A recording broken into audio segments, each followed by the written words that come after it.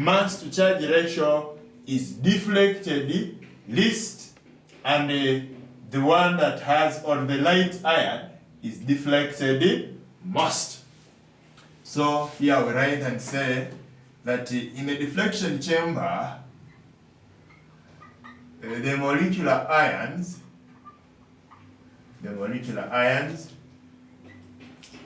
are deflected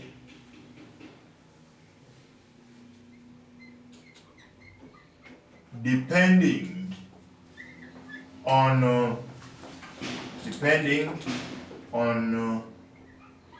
their mass to charge ratios. Full stop. Now, ions that have a high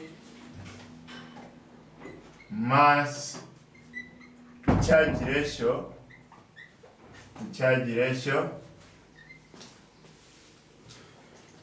are deflected least,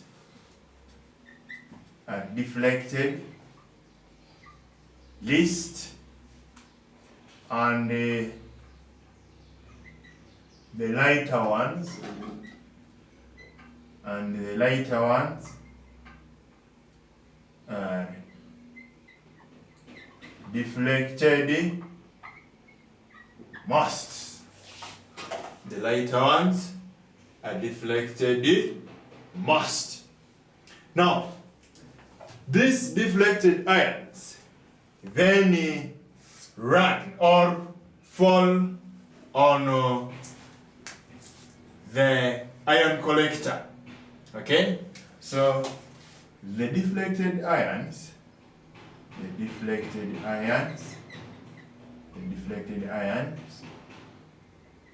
are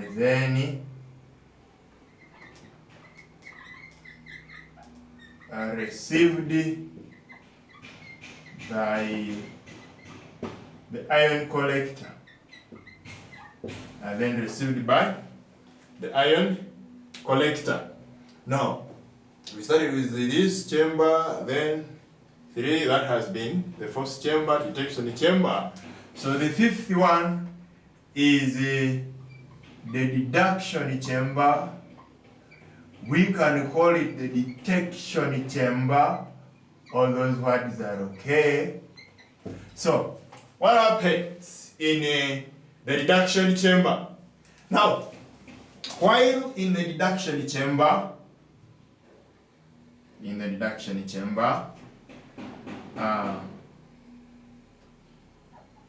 the ions on the ion collector, the ions that fall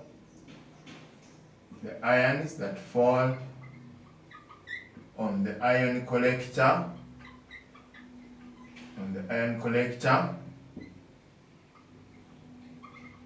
per second produce a small electric current,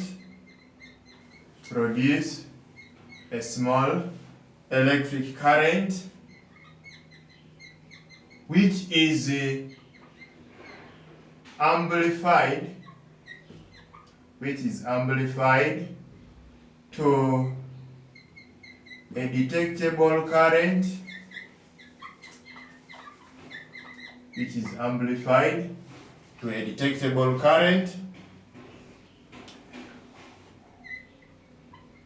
which is recorded on a spectrum as a series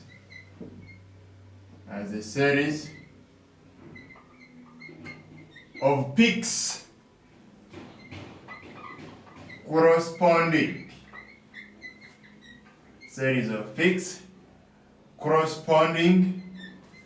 to the various fragments or isotopes in the sample. So there we are saying we are now coming up with a graph, or what we call a spectrum. A spectrum is a series of lines. Now let's look at this spectrum and how we can use it to deduce. Now we haven't finished from here. What we are going to do is now, how are we deducing? It is part of the deduction. So now, what happens? Our graph is going to look like this. As here we are going to have percentage abundance. Here we have percentage abundance plotted against isotopic mass. Plotted against isotopic mass. Now, if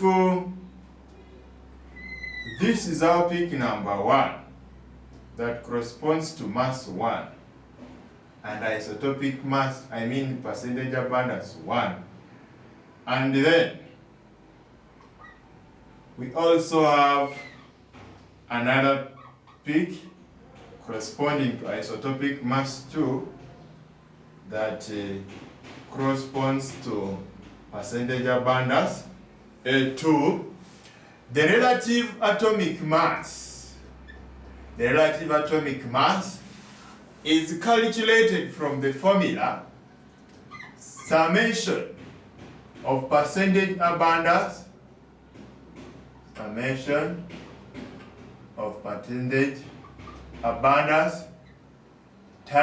the isotopic mass over 100.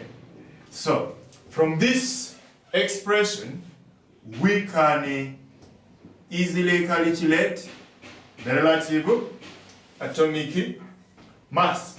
So now let's look at our graph. Percentage abundance for A, it is A1 times isotopic mass M1 out of 100 plus the percentage abundance of A2 times M2 out of 100.